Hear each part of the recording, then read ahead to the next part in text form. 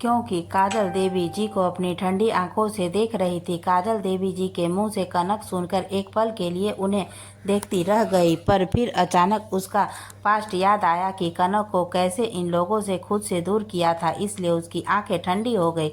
फिर वह देवी जी की बात सुनकर देवेंद्र जी की तरफ देखते हुए बोली, मिसेस रजावत, कनक नहीं काजल। काजल की बात सुनकर देवी जी की आंखें भर रहे थे और उन्होंने तुरंत अपना सर नीचे कर लिया ताकि उनके आंसू किसी को ना देखे, पर काजल ने नोटिस कर लिया था। उन्हें ऐसे देखकर वह खुद के अंदर भी कुछ टूटा हुआ महसूस कर रही थी, पर वह जा कर भी अपने पास में हुआ सब कुछ नहीं भुला पा रही थी।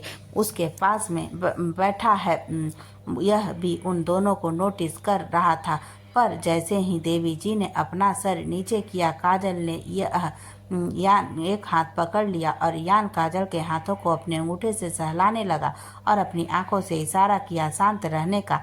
वहीं डाइनिंग टेबल के आसपास बैठे देवेंद्र जी, अखिल जी और अक्ष भी देवी जी की तरफ नमी से देख रहे थे, क्योंकि उन्हें हमेशा देवी जी को देखा था कि किस तरह से वह काजल को हमेशा याद करती है, पर अभी काजल का इस तरह से बोलना उनको अच्छा नहीं लगा था, पर वह चाहकर भी कुछ नहीं कर सकते थे क्योंकि गलती उन्हीं की थी। वह सब मन मार कर डिनर करते हैं। डिनर करने के बाद सभी अपने अपने रूम में चले जाते हैं।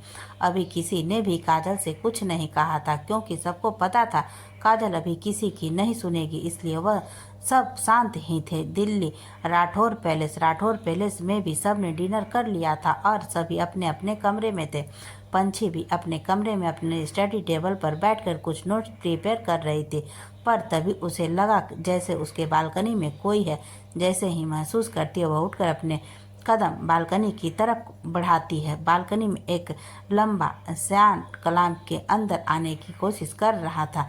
यह देखा तो यह सीधे जाकर फ्लावर वास उठाकर जैसे ही उस आदमी के ऊपर वार करने वाले थे, वैसे उसका हाथ पकड़ लिया और उसे पक्का पलटते हुए, कानों में क्या कर रही हो आशिक, पागल हो गई हो, मार डालोगी क्या? वही है वही। वह आवाज़ सुनकर आज से एक हाथ रुक जाते हैं और दूसरे हाथ होती है और वह फिर से गुस्सा करते हुए, नील यह तुम हो? बालकनी से इस वक्त क्यों आए हो? उसके बाद सुनकर नहीं, उसके हाथों से फ्लावर वास लेकर बगल के टेबल में रखते हुए फिर उसको वैसे ही स्टाइल में गोद में उठाकर रूम में आते हुए, हाँ क्योंकि मिलने का मन कर रहा था मेरा तुमसे बहुत ज़्यादा, and also want to kiss you so badly that why I am hair.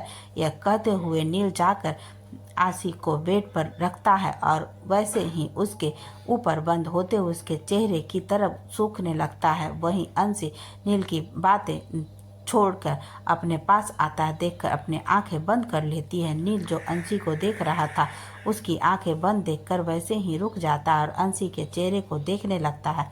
आशी जो आंख बंद किए थे, उसे जैसे कोई हलचल नहीं मिलती, तब अपनी आंखें खोलता है तो सामने नील इस तरह से बंद होकर उसे देख रहा था। यह देखकर वह सवाल नज़रों से नील को देखती है। उसके इस तरह देखने से नील मुस्कुराते हुए, अंशी तुम किस करो ना। उसकी बात सुनकर अंशी झट से नील को कॉलर से पकड़कर अपनी तरफ खींचती। ऐसा करने से नील के सीधा अंशी के होठों पर जा करते हैं।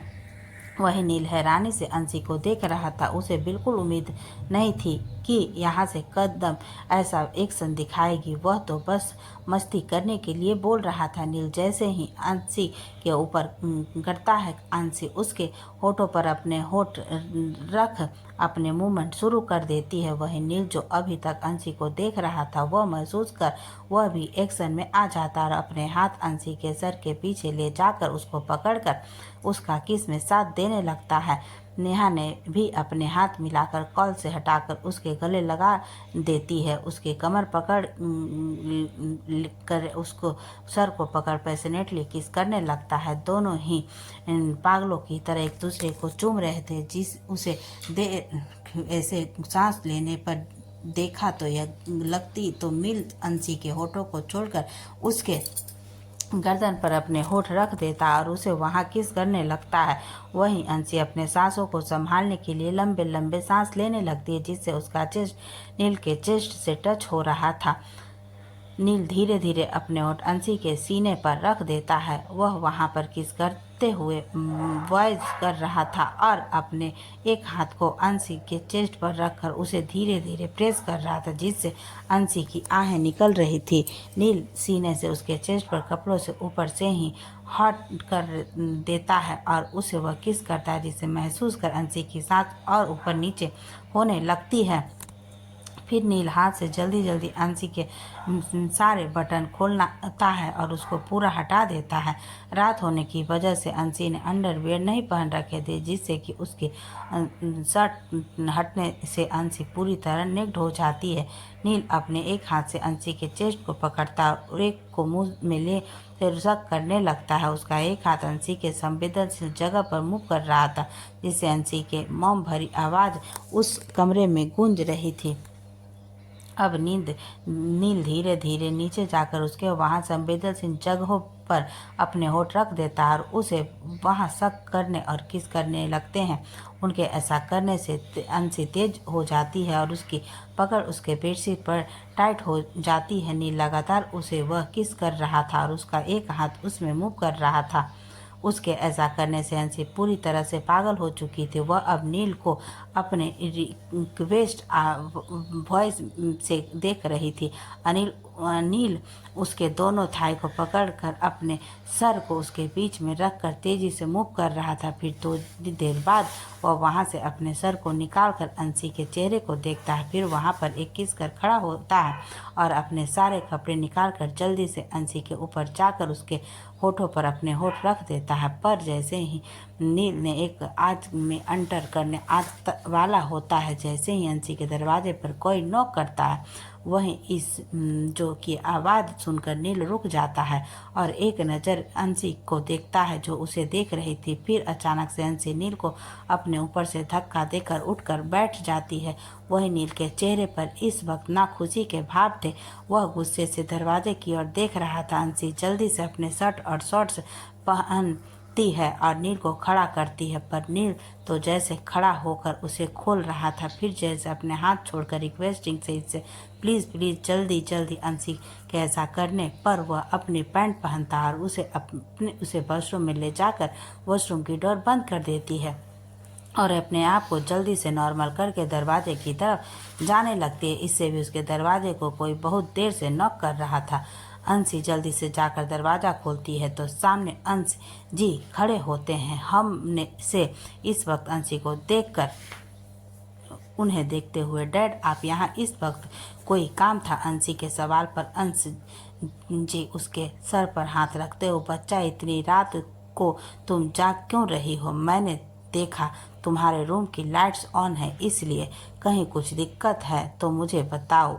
वहीं अंशी बात सुनकर अंश जी को फेक स्माइल करते हुए, अरे नहीं डैड मुझे कोई प्रॉब्लम नहीं है, वह तो कल मुझे एक प्रोजेक्ट सबमिट करना है ना, इसलिए मैं भी स्टडी कर रही थी। सॉरी अगर आपको डिस्टर्ब हुआ तो। अंशी की बात सुनकर अंशी मना करते हुए, अरे नहीं नहीं तुम जाकर अपनी स्टडी करो, मैं तो बस इतनी रात को तुम्हें जगा हुआ देखा तो पूछने आ गया। ऐसे बात सुनकर अंशी उनके गालों पर किस करते हुए, love you dad, how much you care for me. अंशी जी अंशी की बात सुनकर स्माइल करते हुए, अच्छा जाओ और जाओ, बाकी का काम कल कर, बहुत रात हो गई है। उनके बात सुनकर अंशी ओके डैड कहकर उन्हें गुड नाइट विश करती है और अंशी जी चले जाते हैं और जैसे पीछे पलटते उसकी चीख निकल जाती है। अंशी जी से बात कर जैसे पलटती है, वैसे ही नील उसे पकड़ कर दीवार से लगा देता है। उसके पीठ नील के सीने से लगे हुए थे और उसका सर दीवार की तरफ था। नील कैसे करने से एकदम से चौंक जाती है। नील उसके पीछे से पकड़ उसके गर्दन में अपना चेहरा छुपाते हुए बोला, कैन कंट्रोल अंशी वांट टू यू बैडली। नील की बात सुनकर अंशी के शरीर में एक झंझनाहट होती है। नील अंशी को बिना कुछ बोलने का मौका दिए ही अंशी की टी शर्ट फाड़ कर निकाल देता है और वहीं एक हाथ से खुद को पैंट खोल देता है और अंशी का शॉर्ट भी निकाल देते हैं। यह सब इतनी जल्दी हुआ कि अंशी को कुछ समझने का मौका ही नहीं मिला। नील अपने एक हाथ से अंशी के हाथ को पकड़ता है और दूसरा उसकी कमर पर था और वैसे ही अंशी को दीवार से लगाए हुए उसके अंदर एंटर करता है। अंशी की चीख निकल जाती है। अंशी हाथ दीवार को कसकर पकड़ लेती है और वह अपनी आंखें मीच लेती है। वहीं नील अपने आप को मूव करने लगता है और उसका चेहरा अंशी के गर्दन में था। वह अंशी के गले में किस कर रहा था और अपने कमर को तेजी से मूव कर रहा था। उसी के साथ अंशी अभी निकल रही थी। वह नील पर चलते हुए, यू बास्टेड, बेड पर चलो, मुझे यहाँ सहन नहीं हो रहा। अंशी की बात सुनकर नील उसकी कमर को अपने आप से सटाते हुए एक बार खुद को निकाल कर फिर से डाल कर, मैं तो बेड पर ही था ना अंशी, यह सब तुम्हारे उस पापा की वजह से हुए ना, मुझे यही करना है। नील की बात सुनकर अंशी हाथ की मुट्ठी बनाते हुए दांत पीसकर, तो फिर धीरे करो। नील अंशी के हाथों को अपने दोनों हाथों से पकड़कर उसकी मुट्ठियां खोलते हुए अपने साथ इंटरवाइन करके, इतना सहन होगा ऐसी, आज मुझे सच में तुम्हारी बहुत ज़रूरत है, प्लीज़ कॉर्पोरेट। नील की बात सुनकर और अंशी अपनी आंखें मीच कर दर्द सहन करने लगती है। वहीं नील अब उसे सीधा कर अब उसके पैरों को अपने कमर में लपेट कर एक बार फिर से उसके साथ शुरू हो जाता है। वहीं अंशी के हाथ इस बार नील के पीठ पर थे और वह अपने नाखून नील को चुभो रही थी, पर नील को इससे कोई फर्क नहीं पड़ा था। वह तो बस लगातार अपना काम कर रहा था और उसे कमर में नील और अंशी की मदहोश कर देने वाली आवाज़ गूंज रही थी। करीब 1 घंटे वह दोबार से अंशी को अपनी गोद में उठाता और बेड पर ले जाकर होठों पर किस करने लगता है। फिर एक बार और बेड पर भी शुरू हो जाता है। बेड पर अंशी को थोड़ा रिलीफ मिलता है और वह भी नील को अच्छी तरह से रिस्पॉन्स करने लगती है। इसी तरह दोनों एक दूसरे के प्यार में डूबे, न जाने किस पर, और एक दूसरे को हक कर वहीं पर सो जाते हैं। वहीं दूसरी तरफ सच्चम का बिला मुंबई, सच्चम और मीरा इस वक्त दोनों आही के साथ अपने रूम में थे, क्योंकि आही ने आज जिद की थी कि आज उसकी मम्मी पापा के साथ सोना है। वैसे तो आही अपने रूम में सोती थी। आही का अपना एक प्रिंसेस रूम था, वह उसमें रहती थी, पर कभी कभी वह सच्चम और नीरा के साथ भी रहा करती थी। इस वक्त तीनों सो रहे थे, तभी सच्चम का फ़ोन रिंग करता है और वह एक नज़र आही और नीरा को देखने के बाद फ़ोन लेकर बेड से उठकर बालकनी की ओर चला जाता है। बालकनी में जाकर वह कॉल अटेंड करता है। तभी उधर से आवाज़ आती है, कैसे हो? उनकी बात सुनकर सच्चम एक नज़र नीरा को देखकर स्माइल करते हुए, अपनी ज़िंदगी के साथ ज़िंदगी जी रहा हूँ, बहुत खुश हूँ मामा जी। सच्चम की बात सुन उधर से, हम चाहते हैं कि कल आप और बहू हमारे प्यारी सी प्रिंसेस को लेकर यहाँ आए। उधर की बात सुनकर सच्चम उन्हें पोलिटली जवाब देते हुए, जैसा आपका मामा जी, कल हम पहुंच जाएंगे। कुछ देर सच्चम उनसे बात करने के बाद कॉल कट कर देता है और फिर से बेड में आकर नीरा और माही को हक करके उन दोनों के फोरहेड पर किस कर उन दोनों को अपनी बाहों में भरकर अपनी आंखें बंद कर लेता है। राजस्थान की हवेली काजल इस वक्त बेड पर सो रही थी और यान उसे अपनी बाहों में लेकर एक टक फीलिंग को देख रहा था। उसकी आंखों में जैसे नींद गायब थी। आज वह अपने हाथों से काजल के बालों को फैला रहा था। उसके एक हाथ में फ़ोन था, जिससे लग रहा था कि वह किसी से फ़ोन या मैसेज का इंतज़ार कर रहा है। फ़ोन पर एक मैसेज आता है, जिसे देखकर वह एक नज़र काजल को देखने के बाद उठकर बालकनी में चला जाता है। वहां जाकर वह किसी को कॉल करता है। सिर्फ कॉल अटेंड होते ही क्या इन्फॉर्मेशन मिली? यान की बात सुनकर यहाँ पर जितने भी इन्फॉर्मेशन मिली है उसके मुद्दा के यही पता चला है कि मैं कोई मारना चाहता है, लेकिन उसकी जगह उस लड़की को चोट लग गई। वो लड़की बीच में आ गई थी, पर जब रजावत फैमिली ने पता किया तो उन्हें पता चला कि मैम के पीछे बहुत सारे जान के दुश्मन हैं और उन्हें खुद से दूर करना था। इसलिए उन्होंने अपनी बहन विभा से कहकर मैम को अपने आप से दूर करवा दिया और मैम को आज तक यह लगता है कि उन्हें विश्वास नहीं किया गया और इसलिए उन्हें सबसे अलग किया गया। विभा जी पर किसी को भी शक नहीं हो सकता, यह सोचकर उन्होंने भेजा, क्योंकि विभा जी ने लव मैरिज की थी घर से भागकर। इसलिए किसी भी दुश्मन को यह पता लगाना मुश्किल था कि मैं विभा जी के पास हैं।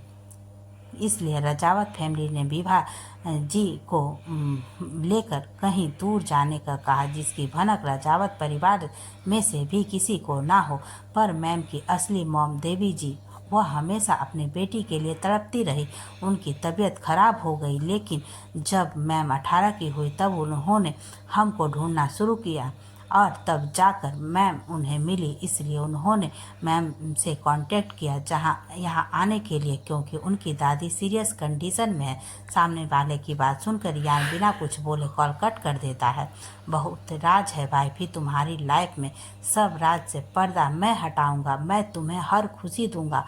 और फिर काजल के पास आता है और उसकी अपनी बाहों में भरकर उसकी आंखें बंद कर लेता है।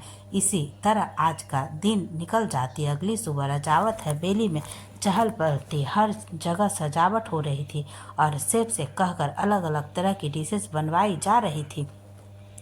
आज जो घर में कोई आने वाला था, घर के हॉल में सभी घर वाले बैठे थे। तभी काजल और यान नीचे आते हैं और सब की तरफ जाते हैं। तभी हवेली के बाहर कुछ कार रुकती है और उनमें से 3 लोग उतरकर हवेली के अंदर आते हैं। वहीं उन तीनों में से एक कपल और उनके साथ प्यारी सी बच्ची थी। वह तीनों चलकर अंदर आते हैं। काजल की पीठ थी इन तीनों की तरफ। काजल इन तीनों को नहीं देख पा रही थी, पर हॉल में जितने भी लोग थे उन तीनों को देखकर सबके चेहरे पर खुशी आ गई और वह खुशी से उन तीनों को आते हुए देख रहे थे। तभी हॉल में एक प्यारी सी आवाज़ घूमती है, दादा दादू मैं आ गई। आवाज़ सुनकर जैसे ही काजल पीछे पड़ती है, वह अपनी जगह पर जम जाती, एकदम शॉक्ड होकर फ्रीज होकर सामने देख रही थी। वहीं सामने वाला इंसान भी काजल को देखकर एकदम फ्रीज होकर उसे देखने लगता है। काजल जैसे सामने वाले इंसान को देखती है, वह एकदम अपनी जगह पर रुक जाती है, क्योंकि सामने नीरा खड़ी थी। वहीं नीरा जैसे ही सामने काजल को देखती है, उसके पैर भी ठिठक जाते हैं और उसकी आंखों में नमी आ जाती है। वह दोनों एक दूसरे को देख रहे थे। काजल नीरा को देखकर उसकी तरफ आते हुए, दीदू आप यहाँ। काजल की आवाज़ से सबका ध्यान काजल की तरफ जाता है, जो कि नीरा की तरफ बढ़ रही थी। यह देखकर सब कन्फ्यूजन से काजल और नीरा को देखने वालों की काजल नीरा को कैसे जानती है, क्योंकि नीरा तो उनके घर की बहुत ही काजल आज वहाँ 15 साल से पहली बार आई, तो वह उसे कैसे जानती है। यही क्वेश्चन अपनी आंखों में लिए सब उन दोनों की तरफ देखते हैं। काजल जल्दी से जाकर नीरा के गले लगती है। दीदू कहाँ थी? आपको पता है सब आपके लिए कितना परेशान हो गए थे। हम लोगों को लगा कि आप इस दुनिया में नहीं हो। 5 सालों से दीदी 5 सालों से कहाँ थी आप? वहीं काजल के गले लगते ही नीरा की आंखों में आंसू आ जाते हैं और वह भी उसकी पीठ पर हाथ रख देती है। पर फिर जैसे उसके सवाल सुनते उसकी आंखों के सामने कुछ आकर गुजर जाता है, जिससे उसके आंसू निकलकर काजल के कपड़ों पर जा रहे थे। वहीं अपने कंधे पर कुछ गीला महसूस करके काजल नीरा को दूर होकर उसे देखती है, तो उसकी आंखों में आंसू देखकर काजल जल्दी से उसके आंसू पोंछते हुए, दीदू क्या हुआ? तू रो क्यों रही है? और तू प्लीज़ बताना तो 5 सालों से कहाँ थी? इस काजल के बात सुनकर नीरा कुछ कहती उससे पहले ही सक्षम नीरा के पास आकर उसके कमर पर हाथ डालकर उसे अपने आप से चिपकाते हुए, मेरी वाइफ है नीरा, सक्षम रायचंद। सक्षम की बात सुनकर काजल उसकी तरफ देखते हुए, भाई। वहीं काजल के मुंह से खुद के लिए भाई सुनकर सक्षम मीरा से दूर होकर काजल की तरफ जाकर, कनक तुम आ गई, तुम्हें पता है तुम्हें हम सब से ढूंढ रहे हैं। इतना कहकर सक्षम जैसे काजल के गालों पर हाथ रखने वाला, हाँ काजल। अपने लिए कनक शब्द सुनकर अपने कदम पीछे ले लेती है। वहीं जो भी नीरा खड़ी थी, सक्षम के मुंह से काजल के लिए कनक सुनकर शॉक होकर काजल को देखने लगती है, क्योंकि सक्षम ने उसे बहुत बार बताया था कि उसके एक बहन थी, उसकी मामी की लड़की, जो 15 साल पहले हवेली से किसी रीजन से चली गई थी, पर वह काजल होगी। यह बात नीरा ने कभी नहीं सोची थी। दूसरी तरफ सक्षम काजल को कदम पीछे करते देख उसे देखते हुए 15 साल में रिश्ता भूल गई क्या कनक? काजल का बार बार सक्षम के मुंह से कनक सुनते सुनते अब उसे रोक कर बोली, काजल, काजल नाम है मेरा, कनक नहीं। काजल की बात सुनकर सक्षम के भाव कठोर हो जाते हैं। और वह सख्ती से, बड़ा भाई हूँ तुम्हारा, माना कि उस वक्त नहीं था यहाँ, अगर होता तो कभी तुम्हें दूर नहीं जाने देता, लेकिन इसका मतलब यह नहीं कि तुम मुझसे रिश्ता ही भूल जाओ। भाई हूँ, रहूंगा हमेशा। यह कहकर वह नीरा का हाथ पकड़ता और उसे लेकर सबकी तरफ बढ़ जाता है। वहीं यान जो दूर खड़ा होकर कब से यह तमाशा देख रहा था, सक्षम के जाते ही काजल के पास आता है और उसके हाथों को पकड़कर अपने पास करते हुए, चलो ब्रेकफास्ट करते हैं। यान की बात सुनकर काजल साड़ी लाती है और उसके साथ चलने लगती है। वहीं किसी की नजरें कब से टुकुर टुकुर काजल को देखे जा रही थी और यह कोई और नहीं, हमारी प्यारी सी क्यूट सी आई थी जो काजल को देखकर उसको टुकुर टुकुर देख रही थी। और फिर उसकी नज़र यान पर जाती है तो वह दौड़ते हुए उसके पास जाकर उसके पैरों से लिपटते हुए, अरे अंकल, आप तो बड़े हैंडसम हो, क्या आप मुझे गोदी में लोगे? इतने सब तमाशे में काजल नीरा को देखकर आही को देखना ही भूल गई थी। फिर उसकी नज़र आही पर जाती है, जिसे देखकर उसकी नज़र एक बार नीरा पर जाती है। फिर उसे समझाने में देरी नहीं लगती कि आही नीरा की बेटी है। यान अचानक से आही के ऐसा आने से रुक जाता है और अपने नीचे कर उसे क्यूट से प्यारी सी बच्चों को देखता है जो उसके पैरों से लगे उसको और काजल को टुकुर टुकुर देख रही थी। उसे एक नज़र देखने के बाद यह काजल का हाथ छोड़कर नीचे झुककर अपनी गोद में उठाता है और फिर एक हाथ से काजल का हाथ पकड़कर डाइनिंग एरिया की तरफ जाने लगता है। इसी दौरान आही पता नहीं कितनी बार यान से बोली जा रही थी। वह चुपचाप उसे लेकर डाइनिंग टेबल के पास आ जाता है। सभी आई को देखकर मुस्कुराते हैं क्योंकि आई हैंडसम लड़कों से ज़्यादा अट्रैक्ट होती थी और उनके पास जाकर उनसे बात करने लगती थी। और आज भी वह यान को देखकर झट से उसके पास चली गई। वहीं आही को देखकर सक्षम सर हिलाता है क्योंकि वो अपनी बेटी की आदत का कुछ नहीं कर सकता था। यान आही को लेकर डाइनिंग एरिया में आता है और उसे एक चेयर पर बैठाता है। काजल के लिए भी चेयर खींचकर उसे बैठाता है और फिर खुद दोनों के बीच में बैठ जाता है। यान के इस नेचर को देखकर सब लोग खुश होते हैं कि उनकी प्रिंसेस की शादी एक सही लाइफ पार्टनर के साथ हुई है। उन लोगों के चेहरे पर खुशी देखी जा सकती थी। फिर सबको नाश्ता सर्व करती है। सभी नाश्ता स्टार्ट करते हैं पर काजल की नज़र नीरा पर थी जो शांति से अपना नाश्ता कर रही थी और वहीं उसकी नज़र दोबारा सक्षम पर जाती है जो जस्ट में नीरा के बगल में बैठकर नाश्ता कर रहा था। वह उन दोनों को देखकर कुछ सोच रही थी पर क्या सोच रही थी पता लगाना मुश्किल था। वहीं काजल को अपने सामने देखकर नीरा को घबराहट हो रही थी और उसके सामने 5 साल की बातें रील की तरह चल रही थी जिसे सोचकर उसका दिल जोरों से धड़क रहा था। नीरा अपनी नज़रें सक्षम को देखते जो बिना किसी एक्सप्रेशन के नाश्ता कर रहा था उसे देखकर वह सांस लेती है और वापस से अपना नाश्ता करने लग जाती है। इधर काजल गौर से नीरा के सभी एक्सप्रेशन को नोट कर रही थी और इधर आही के साथ दूसरा ही सीन चल रहा था। वह बार बार यान की तरफ जाकर उसके प्लेट से खाना लेकर खाने लगती पर यह कुछ नहीं कह रहा था। आही इस बार यह यान को देखते हुए, अंकल आप इतने हैंडसम कैसे हो? आप कुछ लगाते हो हैंडसम होने के लिए? क्या आप बता सकते हो? मैं भी लगाऊंगी। पता है मैंने सुना है कि ना हैंडसम लड़कों ने बहुत अच्छे होते हैं और मेरी एक फ्रेंड तो कह रही थी कि हैंडसम लड़के बहुत समझदार भी होते हैं। तो क्या आप समझदार भी हो? बिल्कुल मेरे डैडा की तरह। आही जब से डाइनिंग टेबल पर बैठी थी तब से वह अपनी चपर चपर कर रही थी। फिर तभी उसके कानों में एक आवाज़ आती है जिससे वह चुपचाप शांति से आही नाश्ता करने लगती है। यह आवाज़ सक्षम की थी जो कब से आही की बकवास सुने जा रहा था। फिर वही आही की तरफ देखकर भरी आवाज़, प्रिंसेस चुपचाप से अपना नाश्ता करो। सक्षम की आवाज़ सुनते ही आही शांति से बैठ जाती है और चुपचाप बैठकर नाश्ता करती है, पर उसकी तिरछी नज़रें अभी भी यान को ही देख रही थी, जो सक्षम ने भी देख लिया था, जिसे देखकर वह लाचारी से लाता है। वहीं नीरा को अपनी बेटी की हरकत देखकर हंसी आ रही थी और वह स्माइल करते हुए खाना खा रही थी। सिर्फ नीरा ही नहीं, डाइनिंग टेबल पर बैठे हंस शख्स चेहरे पर इस वक्त स्माइल होती है। आही की हरकतों को देखकर कुछ देर में सभी ब्रेकफास्ट करके उठते और अपने अपने कमरे की तरफ चलने लगते। तभी आही भागकर यान के पास और काजल के पास जाती है और उन दोनों को देखते हुए, आप दोनों कहाँ जा रहे हो? आही को अपने